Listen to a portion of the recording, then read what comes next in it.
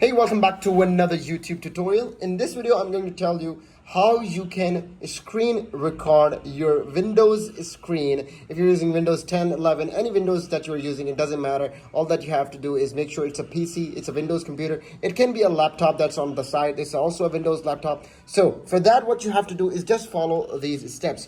So a lot of people get bogged up by the idea that it does not screen record. They reach to a certain option and they cannot record further. So I'll tell you a method why it happens and what you have to do to resolve that. So first thing, to record a screen, what you have to do is click on these buttons. Just look at my screen, click on Windows, Alt, and hit R button. That means record. So if I click on Windows, Alt, record. If I click on that, this will appear on my screen. So in here you can see a record button. So there is a problem in here. If I click on this start recording button, it will not record because I'm not opening up any screen. It's a random screen. But if I'm recording a tutorial or anything else, I have to open up an app. So if I close that again, and if I open the Google Explorer, for example, if I go to Google, and if it doesn't open anything, it's just Google, another app. So it cannot open on free desktop. It needs an app to record.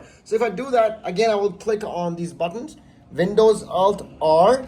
It will show up these options. So what I have to do is click on start recording button. If you can see it closely. If I click on start recording, it will show me options, enable gaming feature for this app to record graphically. If I click that, and again, now if I see on the right side, you can see that it's recording my screen. So that's a very easy method. If I close it, and I can drag it up and down if I want to.